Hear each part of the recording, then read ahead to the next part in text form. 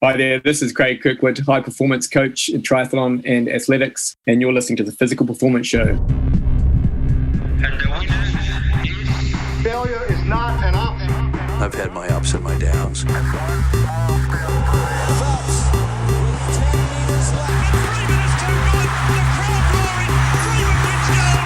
I think it's an absolutely breakthrough experience. Welcome to the Physical Performance Show, the show designed to inspire the pursuit of your physical best performance. I'm your host, Brad Beer. Listen in as we delve into how the world's top physical performers achieve their success, as well as the highs, the lows, and the journey of getting there. Let's get ready, set, let's go. Welcome to the Physical Performance Show, brought to you by the Physical Performance Show's very own Learnings membership and Pogo Physio's online telehealth consultations. I'm Brad Beer, sports physiotherapist and exercise scientist by trade and training, and founder of Pogo Physio. Each week, we'll bring you the latest and greatest information and inspiration designed to help you perform at your physical best. And of course, we do this across a range of different episodes. Our featured performers, our expert editions, our interest editions, and our coaches' corners. And today, we're jumping over to a coaches' corner episode to glean from the many learnings from New Zealand high performance athletics and triathlon coach Craig Kirkwood. By way of bio, Craig Kirkwood is an incredible athlete himself, having represented New Zealand 6 times across athletics and mountain running. Craig was a 2002 Manchester Commonwealth Games New Zealand representative and boasts a marathon record of 2:13:07 set at Chicago. Now in a coaching capacity, Craig coaches some of the hottest athletics and triathlon talent on the planet. Craig has a coach based out of New Zealand that ranges from juniors right through to recreational competitive age groupers, as well as some of the best in the business, including prior featured performer of the Physical Performance Show, Hayden Wild from episode 162. And alongside Hayden, Craig coaches up-and-coming New Zealand middle distance running star Sam Tanner, New Zealand 3,000 metre champion and 1,500 metre champion. And during today's episode, you will hear from Craig as we extract learnings across his own athletic achievements along with his many achievements in the coaching space. Craig shares around the top 3 characteristics of high performance and why one of those includes headspace being teachable as an athlete. Craig shares around nurturing juniors through to seniors and not losing their talent along the way. Craig shares around what it takes to nurture young sporting talent to ensure that they are not lost in the senior ranks. His top recovery tips and why Craig believes strides are crucial for every recreational athlete. How to navigate your long runs, best recovery tips, and the importance of being patient in achieving our endurance sporting goals. Get ready with your pen and paper for the learnings from this week's featured guest, Craig Kirkwood, on this Coach's Corner.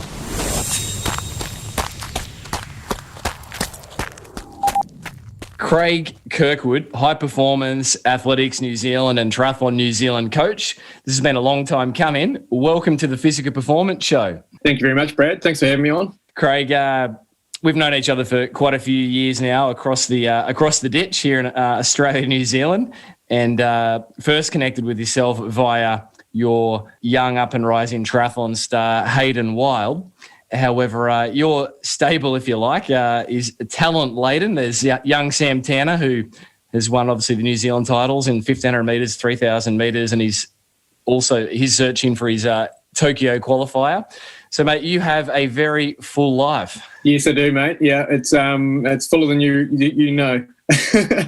I was just sitting here at my desk before looking at the things to do before the weekend, and it's a large list. So, well, this weekend you mentioned Sam Tanner, your middle distance star there, is looking at a mile, yeah? Yeah, so the New Zealand mile champs are on at the Cooks Classic in Wanganui, which is a pretty famous track in New Zealand. Peter Snell broke the world record there, and there's been, I don't know how many sub 4 minute miles have been run, but it's a lot. And he's going to try and run a fast one down there. So we're hoping for good conditions and a good pacemaker and for it to be on. Talking about conditions, Craig, late last year, Hayden Wild, who featured back on episode 162 as a featured performer of the show, didn't get so lucky with conditions for the attempt at the New Zealand 1 hour distance record there on the track. I think he came in, how many 100 metres short of the national record was he on that attempt? I think it was just short of 300. Yeah, we were a bit of a victim of the media, actually, in that respect. We had the Sky TV show up and they wanted to stream it live, and we had a couple of reserve dates, but once they jumped on board, we kind of had to roll with the day that we'd selected for them to be there, and it was no going back. But he didn't let it stop him. He just jumped straight in and was like, well, this is what it is. Let's go after it, and gave it his best crack, and he got real close. So it was pretty cool to watch. Those wins, you could see, and we'll hook up the link in the show notes, but during the broadcast, you could see it gusting, things outside of the track. What you remember the wind speed? I think it was gusting at kind of 35 k an hour. It was coming in pretty hard, and it was a headwind down the front straight and then on the top bend. So it was, he was getting kind of 150 meters of headwind each lap, and it wasn't ideal, but he gave it a good nudge, and he gave it all he had. If you watch the footage, you see him, he was splayed out on his back at the end, and he was completely spent. So. Yeah. I think that's a hallmark of Hayden Wild's performances. He doesn't tend to leave anything out there in reserve. No, never. What was his distance, Craig? Was it total distance in the end? Oh, what did he run? 18? No, I can't remember. Sorry. We'll look. I'd have to Google it. We'll look that up. But it was, as you say, it was within 300 metres of the long standing New Zealand national record. Quite an extraordinary attempt. And Craig. Obviously, Hayden last year would have been in really good form for what would have been the Tokyo 2020 Olympics. Looking ahead now to Tokyo, hopefully 2021, how do you coach an athlete through the shifting of the goalposts?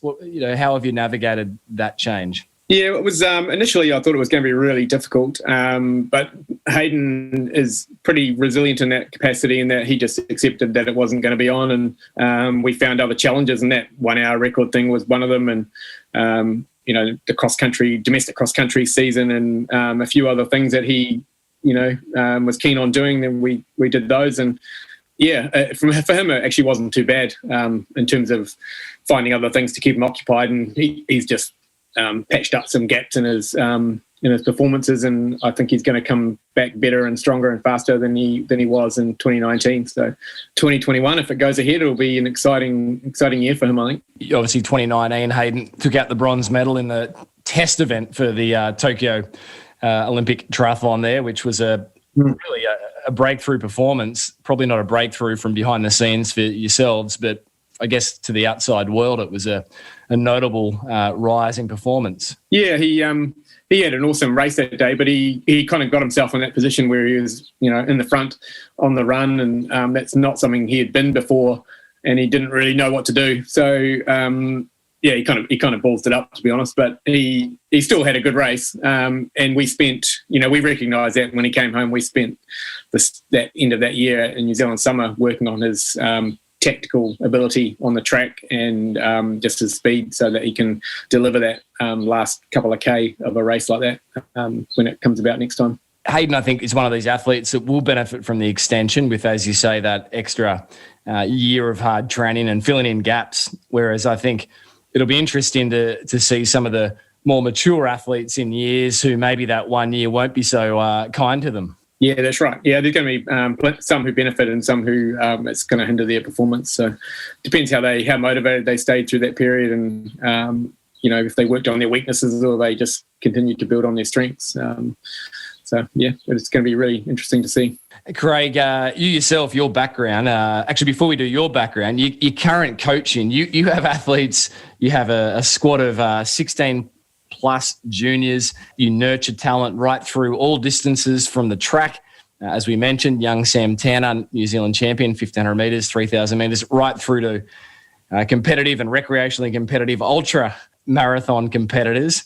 How do you manage that span of focus? Is it the same principles, but you then, tweak it based on what someone's trying to achieve. It's a big range. Yeah, it is a massive range, and it also incorporates a lot of triathletes too. So I have junior triathletes and age group kind of Ironman type athletes. So it is a massive range, but it's a really cool thing to be involved in. So I feel like I'm always learning from the variants and the personalities that I'm dealing with and the way that they react and adapt to the training, and even just conversations you have with them. Not everyone's the same, so you can't talk to the same way to everyone. You got to kind of be really able to adapt in that situation and just learn from what they're telling you, and take it forward to the next person and see how that goes. You don't always get it right, but you try. The art and the science, right. the endless pursuit. Yeah. Personalities, Craig. What do you think is the easiest type of personality to coach? Oh mate. Someone who's really receptive to learning, can listen. I think those are the two traits that I think people, the athletes who really learn and grow, they're the traits that they have. Individuals who kind of come to the table knowing it all, I think are really limiting themselves. So that teachability, to take it on. Yeah, absolutely. Yeah. You just mentioned that after all your years in endurance sports, that you're still learning. Oh, mate, every day. It never ends. Yeah, exactly. Yeah, I think my wife tries to teach me the same thing every day. Craig, your background. So your coaching days are full. You consult into high performance New Zealand triathlon and athletics, plus this big range of distance length of distances, triathlon and athletics. But your background, Craig, 5 or 6 times New Zealand athletics representative yourself, from the mountain championships to half marathon champs to 2 world cross country representations, and then the 2002 what should have been your Manchester Commonwealth Games outing for you after you finished 13th in the Chicago Marathon in 2001 and 2:13:17. What happened for the Com Games, Craig? It was a DNF, I believe, due to injury. Yeah, that's right. That was probably the worst experience I've had in my career. I'd been training in Kenya prior to the Games and arrived in London doing one of my last long runs and getting ready. I had to go and prove that I was fit to the New Zealand Olympic Committee.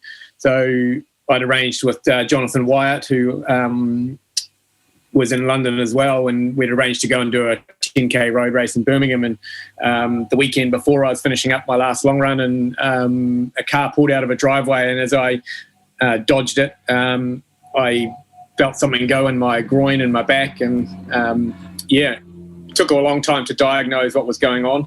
In the end, about 18 months after that event, but I ended up going to the Commonwealth Game. I ended up going to the test to the 10K to prove fitness, and I think Jono and I ran low 29 minutes, and we went off to Manchester.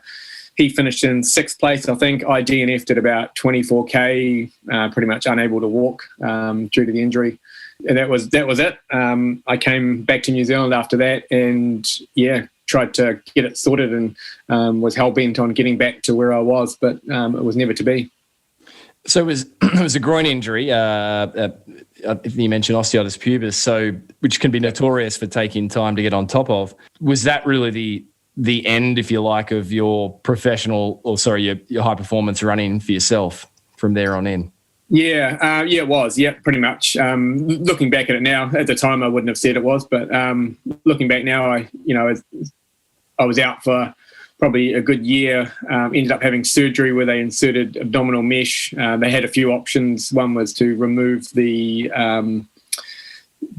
pelvic disc. Another one was to do adductor tendinotomy, and then the third option was the mesh. And I thought that was the least invasive and had a reasonable success rate. So we went for that, and it worked.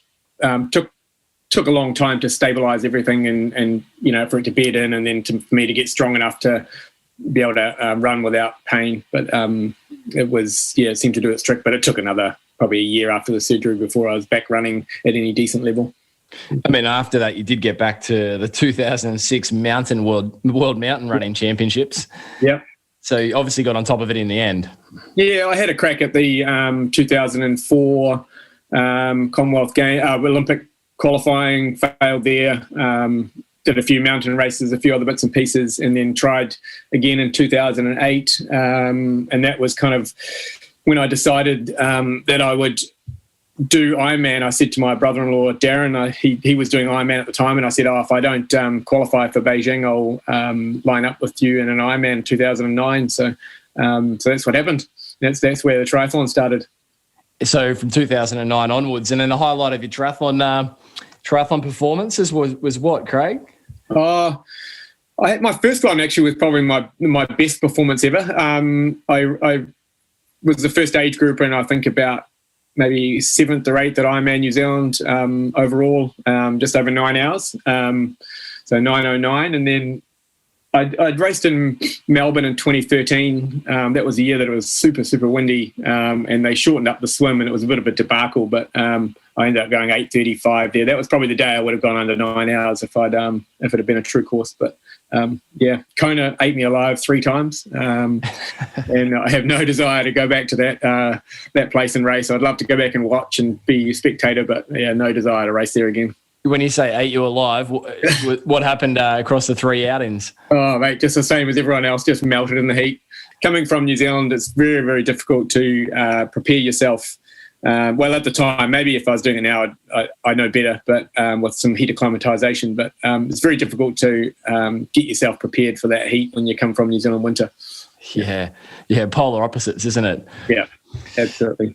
Well, I mean, the beauty of that is you've been there and done it across both athletics and obviously triathlon. And your PB in the marathon stands at 2:13.17, the Chicago outing. What was your PB across the half, Craig? 63:25, I think it was. In the 10,000, the 10K on the road? On the road, I was 29:02. I think I did that in Melbourne. I think it might have been on Australia Day. I won a race down there in Melbourne, which was not very well received. Yeah, Kiwi taking honours on Australia Day. But, Craig, so much to your own sporting performances. With your coaching, Craig, translating all your years of coaching success, ongoing learnings, your own sporting success, and obviously learnings. I'm going to put you on the spot, tricky question. What would you say are the top 3 characteristics? We've asked this of other coaches in the past on Coaches' Corners. Top 3 characteristics for high performance, Craig? I think you need the athlete you're dealing with to be an extraordinary specimen. And so they need to have all those physical attributes to be able to perform. They've got to have the right headspace. What would the third be? Maybe the right personality to deal with the pressures that they're going to be put under when they standing on the start line or in the moments before a race is about to start, and how do they handle that pressure that's on them in that time. So the right personality to deal with the pressures, headspace, and then obviously the extraordinary specimen physiologically. Yeah. Physiologically, Craig, what do you think matters most? I mean, most people will be aware of measures such as VO2 max. That doesn't always translate. Person with the biggest VO2 max doesn't always take line honours. But what do you think matters most in that space, Craig, for endurance performance? Well, I think it can be the ability to, VO2 is reasonably important, but I also think their lactate threshold in an athlete is super important, in that they need to be able to produce and then recycle that lactate. Yeah, without that ability, it's very limited once the pace gets dialed up. With that, you obviously work closely with your high performers in your squad with sports science there out of Auckland. Yeah, we have a lab here in Tauranga as well, which we have used in the past. So that's really handy. Yeah. And how often might you conduct testing across a year or season? Maybe once every 6 months or so, we would look to get them in the lab and do some testing. Yeah, I'm not a huge person for lab numbers. A lot of time I find that the lab kind of verifies what I already suspect, and I really in the respects of art versus science, I'm definitely much an artist, I think, if you're going to put myself on that spectrum. Yeah. I saw Craig, I can't remember the exact context, but it was a tweet from a notable sports scientist recently, and it was a summary of a meta-analysis about coaching endurance athletes. And the tweet was something along the lines of, well, that meta-analysis confirmed what coaches have always known. Yeah, that's right. Yeah, yeah, and I think a good coach will instinctively know what the answer is going to be before they get the numbers. And yeah, I sometimes wonder about coaches who just deal in numbers only, and I think they're missing a bit. It's as you say, the art and the science, and at the end of the day, it comes back to results. There's no other metric that really speaks. Other than that, headspace, Craig, you mentioned that as a top 3 characteristic of high performance. Yep. What do you look for in headspace? What have you seen go well for people, and what have you seen not go well for people? Well, go well. It's the people who are very relaxed about what they're doing, and they actually love the challenge of getting amongst competition. They're not afraid to race. They're not afraid to fail. And if I look at someone like Hayden, we talked about the 1 hour before. He knew that it was going to be back against the wall for that, but he wasn't bothered that he might fail. That he just went and did it anyway. And there's not many people who would put themselves in that position. Certainly not on live TV, beaming around the world. It takes a special characteristic to be able to do that. He failed, and he just moved on. He didn't dwell on it. We haven't talked about it since, but he actually talked about doing it again for a while, and then since then we haven't brought it up. So at some time in the future we might have another crack at it, but the timing will need to be right. We have just featured Craig, a psychology researcher, mental skills coach out of Australia here, actually an ex-Kiwi, who jumped the ditch with his cricket career. But Rory mentioned that high performance is a very vulnerable thing. You put yourself out there for all to see. And yep. I like what you just said. And he indicated that as well as part of his sharings, Rory, that is that you need to have the mindset of enjoying the challenge rather than fearing the competition. They're there to help you get to your best as well. Absolutely, yeah.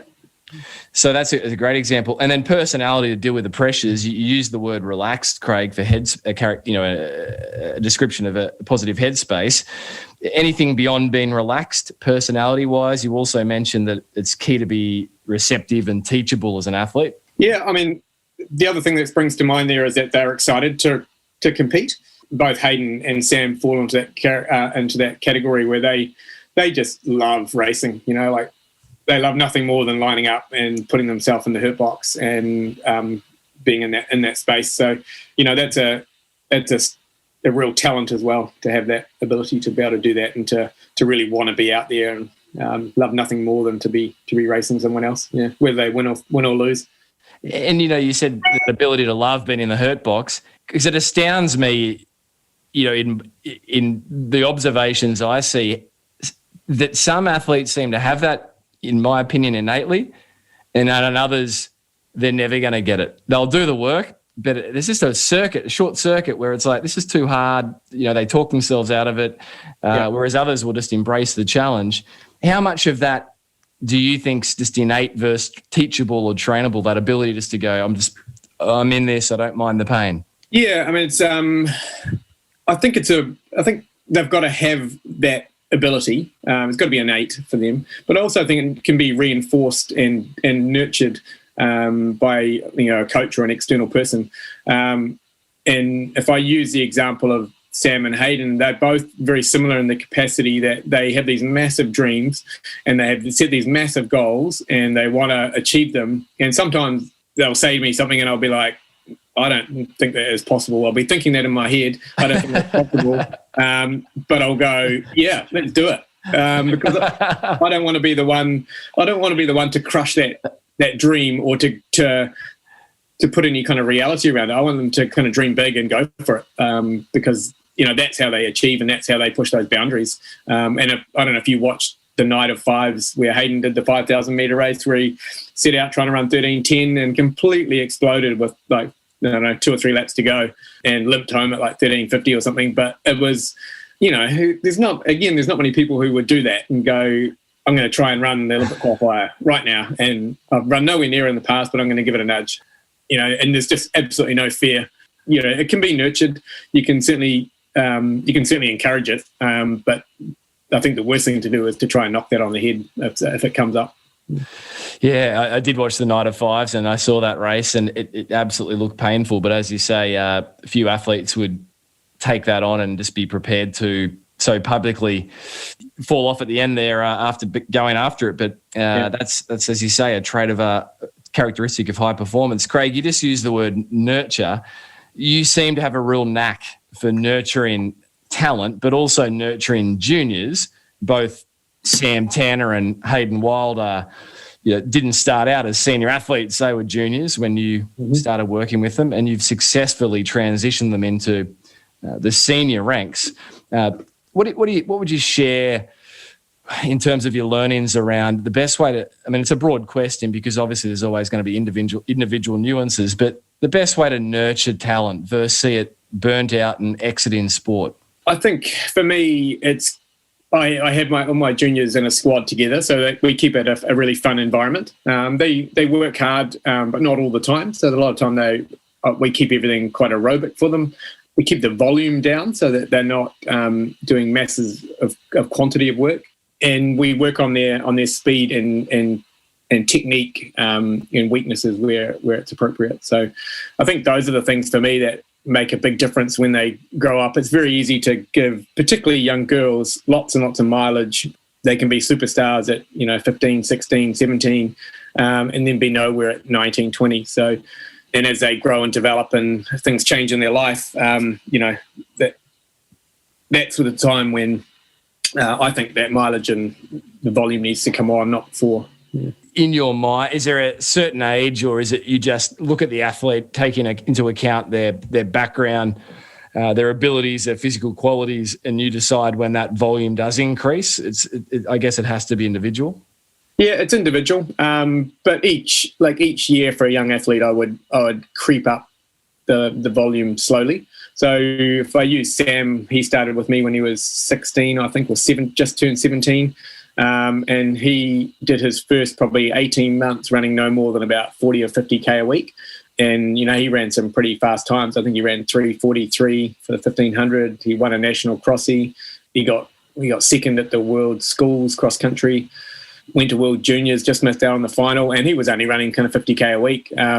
He's now running a bit more. He's running about 110, 120 at his biggest weeks. But it's just been a really slow progression over the last kind of 3 years to get there, 4 years really to get there. So, again, it'd be super easy just to chuck big miles at him and you'd probably run better, but that's not the way to develop a young guy like that. You'd just crush his speed and his athleticism. Yeah. And there's definitely a discipline, isn't there, both coach and athlete, to take that longer term view versus just try and extract everything for one season. Yeah, that's right, yeah. A super junior coach. Sorry, Craig? Be a super junior coach where you have lots of really good juniors and nothing else. Yeah. Craig, I guess then the opposite to nurturing, the reasons why good junior talent, leave sport would be the opposite of those things that you described as the characteristics you like to see in your squad, having fun, keeping the volume down, etc. Yeah, I think so. I mean, there's lots of reasons why kids move on from a particular sport. There's lots of social pressures on them these days. So, further education and stuff like that. We live in a town where there's no university here. So kids often, will move away from here. And that's often a time where they kind of away from home and they lose that security net that they've got around them and kind of fall away from sport for a while. So. You mentioned you spent time in Kenya ahead of the 2002 Commonwealth Games, Craig, and you used the word fun, and that's certainly something I picked up a year ago just observing time in Ethiopia. It just seemed to be fun and relaxed. The work was getting done, but it just seemed fun and relaxed. What did you take away from your time in Kenya, Craig? What did you learn from observing how the Kenyans, East Africans did it? The thing that I noticed the most was and I'd previously already noticed this because I'd worked with the Kenyans for a couple of years before that, but it's just their dedication to running. And we talk about fun, but they don't think of it as fun. They go to a New York Marathon and they wonder why everyone is running when they're not going to win any prize money. So for them, it's a job, but they are fully dedicated, and that's all they do. So there's no outside jobs or things that get done. It's just running. That's all they do. They eat, sleep, run, and repeat day after day, year after year. And that's where I think a lot of their gains come from. It's just that pure dedication and lack of distraction. Yeah, that, as you say, it's that sole focus. Craig, thinking about Africa, the role of altitude, is that something you structure into an annual cycle for your high performance members of your squad? No, it's not something we've dabbled with at all. We have talked about it, and we were waiting till after Tokyo for Hayden to have a crack at it. But that's obviously slid along with everything else, and 2020 has been pushed out. So, yeah, we will have a dabble with it. I think he's probably going to cope with that really well. He's extremely durable and robust, so I don't think he'll have a problem, and I think he'll get some good gains out of it. But it's not something we want to experiment with prior, just in case. Yeah, no, absolutely. Craig, planning out a season, how do you go about that process? Do you start with the end goals in mind and reverse engineer, or what's the sort of process you go through? Yes, that's exactly how we do it. Yeah, we reverse engineer back from where we're trying to get to. Well, that's what I do anyway. I think Hayden just makes it up as he's going, to be honest. Yeah, he comes up with all these ideas, and I either include them or exclude them.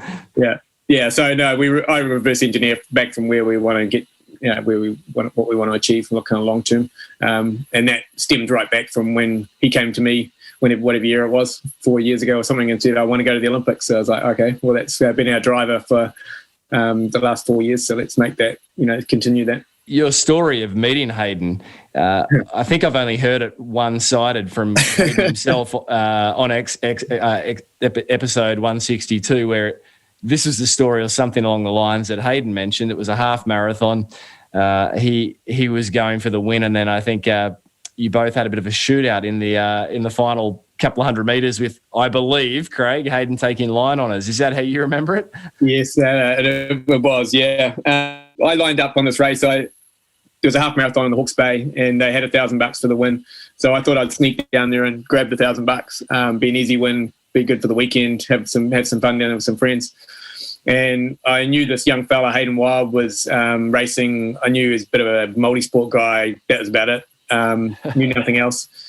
And lined up, and I laid down a first couple of fast kilometres at the beginning and look over my shoulder, and this young fella's still with me. I was like, oh, that must be Hayden Wild. He's brave enough to come with me. Let's see what he's got. So I chucked a few surges on him later in the race, and then eventually he dropped me at about, 14K, and I was like, oh, no. I worked back up to him, got on to him about 18 or 19 kilometres, and then we were going through this section of vineyard where you're kind of weaving through the trees. It was on like a bit of a path, and I had a small stumble right at the same time he attacked, and that was all over. He ran away and took my $1,000. So we quite often laugh about that. We were down in Hawke's Bay for a Athletics New Zealand training camp a couple of months ago, and we went to the scene of the crime and reminisced. So yeah. So at that point in that race, you hadn't commenced obviously an athlete coaching relationship at all after that? I didn't even know who he was. Yeah, it wasn't until probably later that year he came to me and was looking for a coach to help him get to the Olympics. So yeah, I took him on, and we set about trying to achieve that. We haven't got there yet, but hopefully this year. Yeah, and I mean, everything's pointing to a great performance for your team. Craig, recovery tips. We've featured Dr. Shona Halson, an Australian sports scientist, recovery expert, numerous times with her teachings on the show, and she's always reminding us that the only training we benefit from is the training we recover from. So how do you as a coach factor in recovery for your athletes? Obviously, everyone's different, and that every athlete I coach has a different idea of what recovery is and what it looks like. If we talk about Hayden, if I give him a rest day, i.e. nothing for the day, he goes into a bit of a panic and doesn't cope with it very well at all. And I learned that the first year I was coaching him, that I gave him a week's rest, and he he detrained so fast and hated it. So for him, recovery has to be active, and it has to be nice and light and easy as much as he can do that. He struggles to kind of run anything slower than kind of 4:30 pace, and an easy ride is still something that we would suffer on. So, and then if I've got an ultra marathoner, a rest day for them would be a complete rest day, or even a whole week of absolutely doing nothing after a big event. Yeah, and I mean, as you say, it's individual. You've also got to factor in personalities, preferences. There's a lot to it. It's not so black and white. Is that the same with end of season breaks, Craig? Is it the same thing? You just learn to work with your athlete on their preferences in terms of what they do at the end of a season? Yeah, absolutely. Yeah. Some people love and live for the 2 weeks doing nothing that they might get after their last big race of the year, and that's fine. If that's what they need to help them recover and to mentally reshape for the next one, then that's fine. People don't detrain that fast in 2 weeks unless they're Hayden. And for someone like him, though, he just doesn't like that. Like, that's not something he wants in his program. So I have to disguise rest days for him. Yeah. Disguise rest days. Yep. Yeah, it's as simple as that. Like an hour easy running, and I'll go running with him and make him go slow. And that's a recovery for him. So.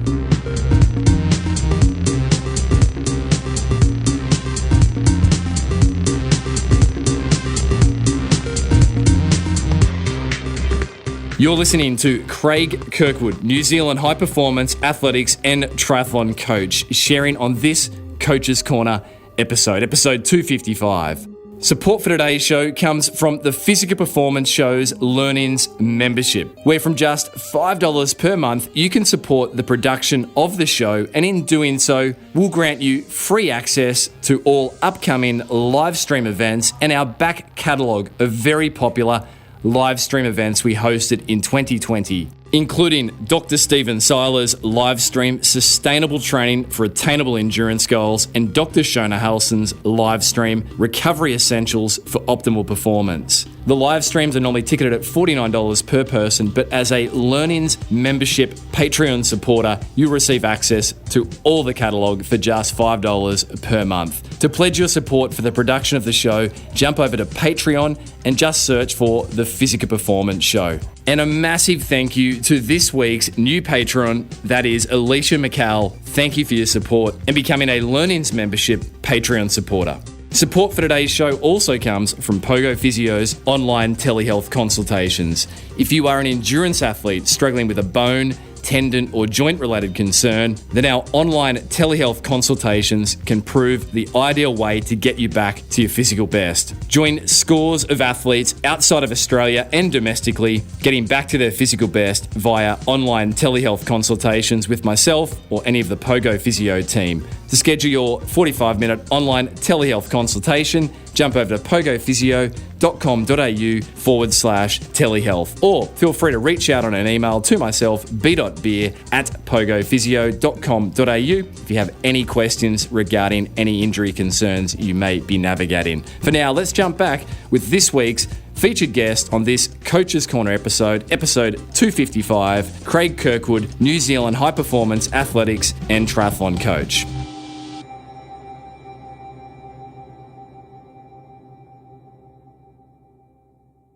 Craig, dealing with injury, every athlete, it's inevitable. It's part of what you sign up to in many ways. If you're pushing for your best performance, you are going to overstep the line at some point.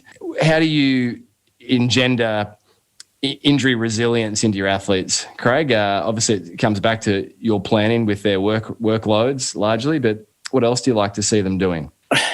I like to think that the load that I prescribe keeps them injury free. Obviously not always is the case. Anything outside of that, so if they're doing some kind of gym work for strength, making sure they're staying mobile and that they're moving well, particularly the runners that I coach, that they're actually running efficiently.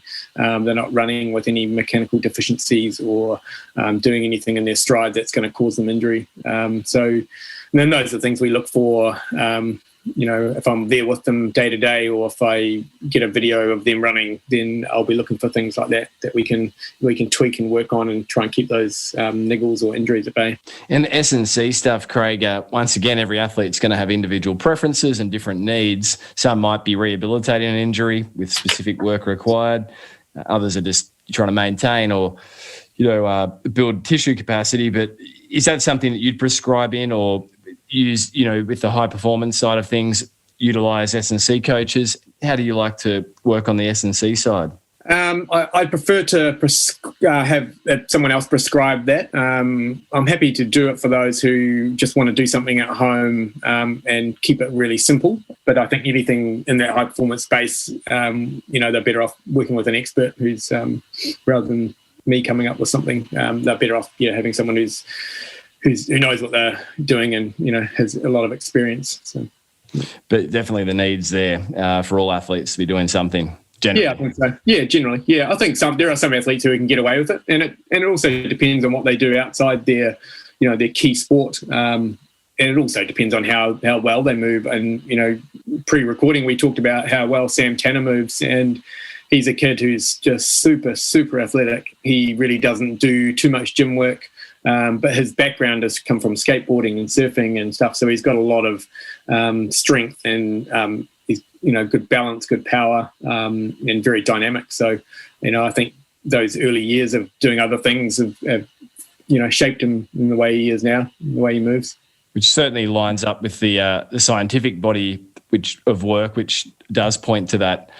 That junior development with different sports, teaching skills, developing different characteristics for the body. So that's a great example. And technique, Craig, anything you'd share with the listenership around running technique in particular? What do you like to see an athlete doing, or do you look at it and just know when they're moving well based on how they normally move, and when they're not moving well?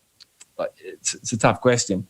Yeah, it is a tough question. Yeah, so if they look like they're not moving as well as they have been in the past, then there could be a very good reason. They might have raced a couple of days earlier and they're a bit tight and sore. Maybe they're carrying a bit of an injury. Maybe they don't even know that they're not moving as well. And so I'll often just ask them, how are they feeling? If they're looking tight through their hips, or if they're kind of sitting back in their buck a little bit, I'll just ask some questions to see if there's any reason why, or what we can do to fix it.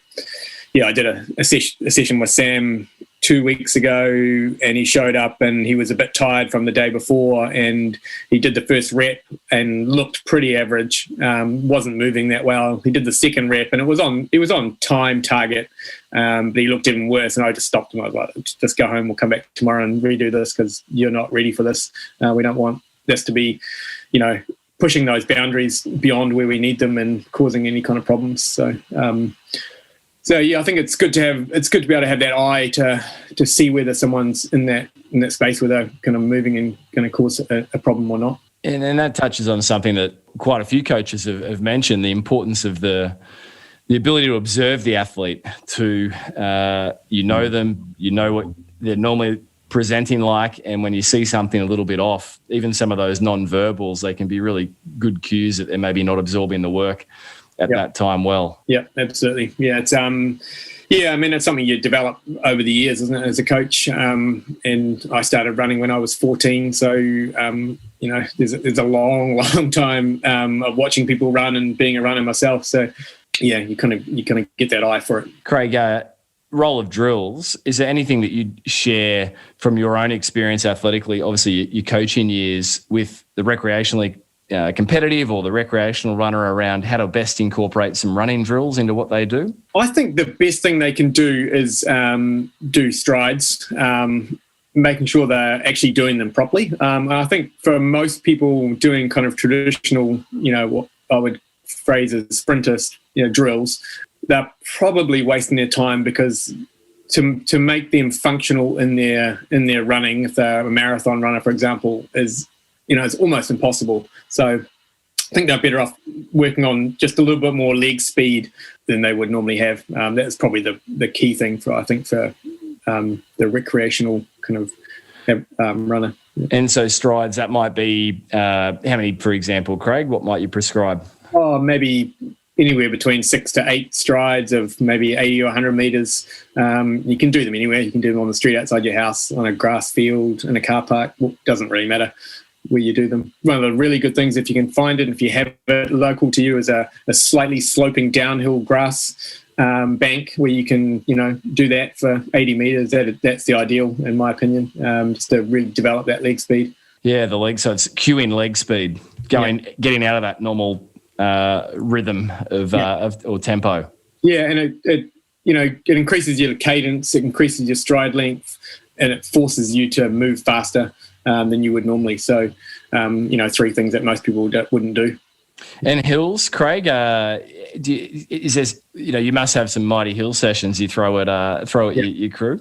Yeah, I do. Yeah, we have the CK Hilly Loop of Death, which is a 3.5K circuit. It has 3 climbs of varying lengths and steepnesses. So we do laps of that, whether it be, hard laps, or we break it up and just run the climbs hard and jog between them, or sometimes we do them as a progression. So each lap gets a little bit faster.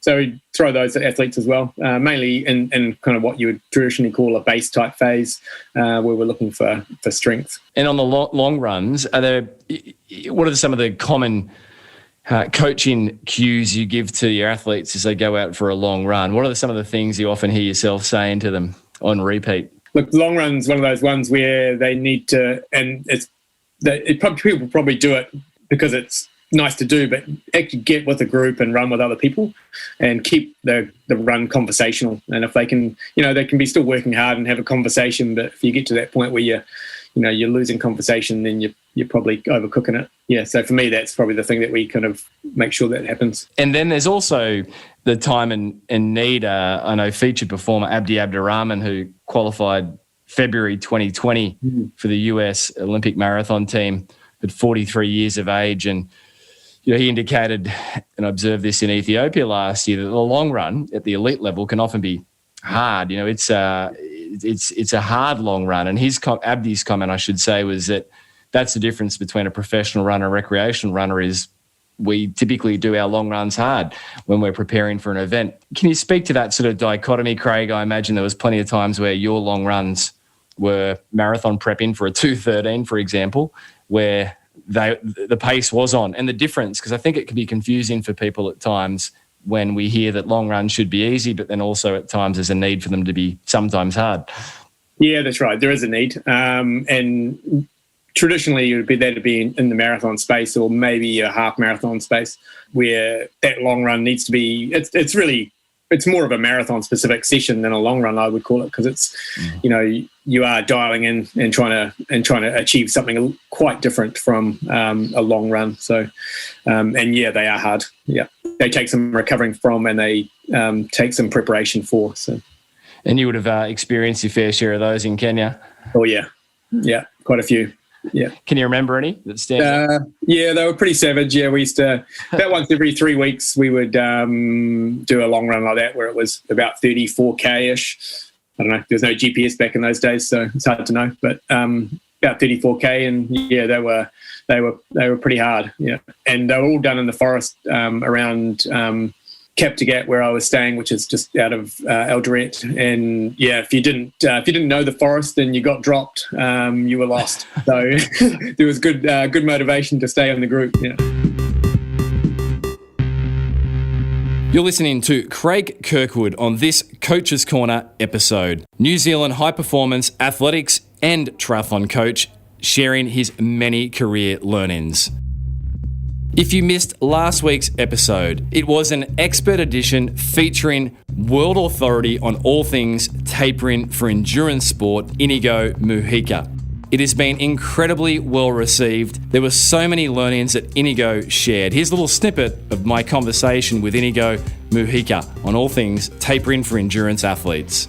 So the metabolic syndrome that is characterized by overweight and or obesity, hypertension, insulin resistance, or diabetes, dyslipidemia, all of that can be seen in an elite athlete within 2 to 3 weeks of no training.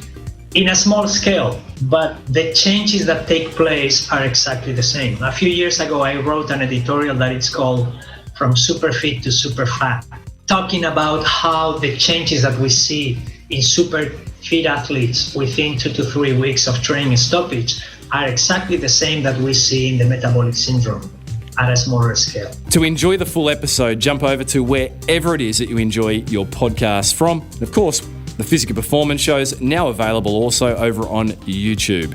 For now, let's jump back with this week's featured guest, Craig Kirkwood, Coach's Corner, New Zealand high performance athletics and triathlon coach, sharing on his many career learnings.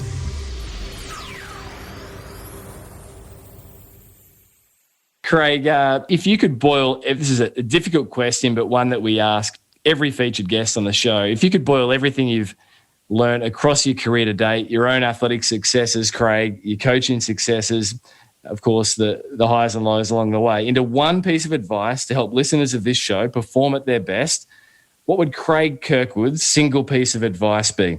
Oh, man, what a question.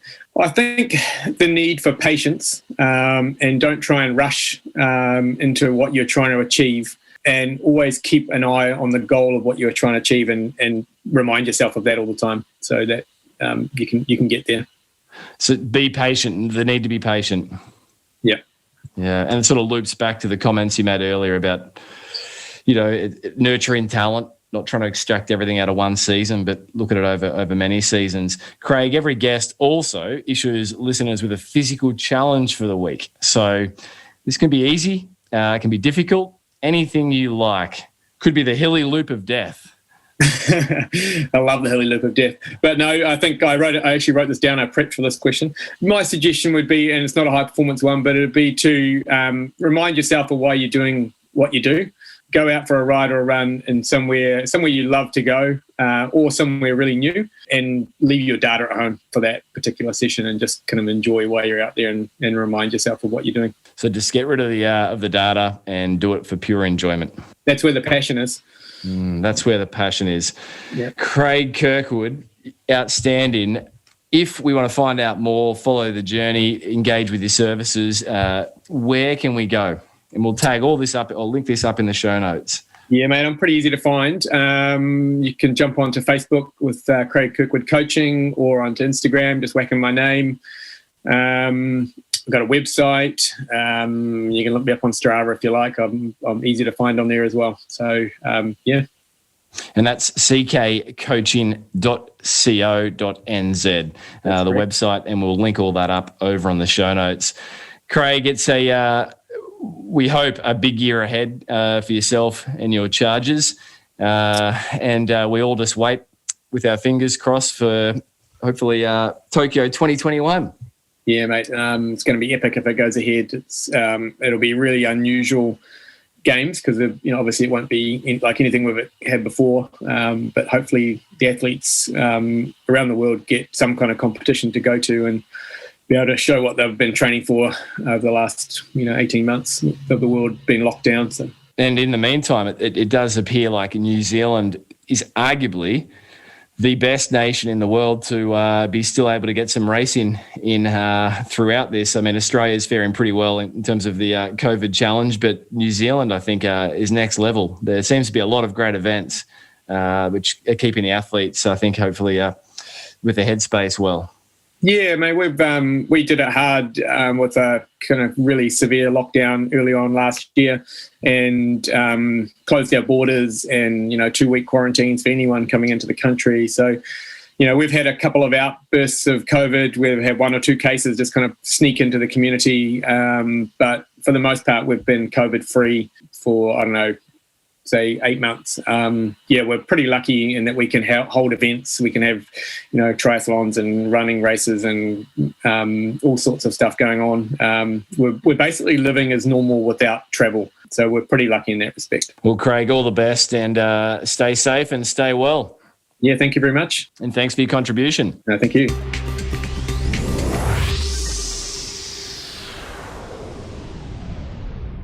So there you have it, another episode of the Physical Performance Show, and I trust and I know you enjoyed Craig's share-ins. If you did, then reach out and let Craig know. We'll be linking up Craig's website in the show notes, just simply ckcoaching.co.nz, and you'll find Craig easily over on social, on Instagram at craig.kirkwood. Whilst on social, be sure to also keep the podsies coming. That's a screenshot of the episode you're enjoying at any given moment and tagging in the show at Physical Performance Show. Find myself over on social at Brad_beer. A big thanks to those leaving ratings and reviews over on iTunes, and for those hitting subscribe as we release each and every episode each Thursday evening coming into your earbuds. Subscribing is the best way to ensure you extract the learnings. Talking about learnings, don't forget, we now offer the Physical Performance Show's Learnings membership over on Patreon. That's simply a pledge for support of the production of the show from just $5 per month, and in return we'll grant you access to all of our back catalogue of expert live stream events and also all upcoming 2021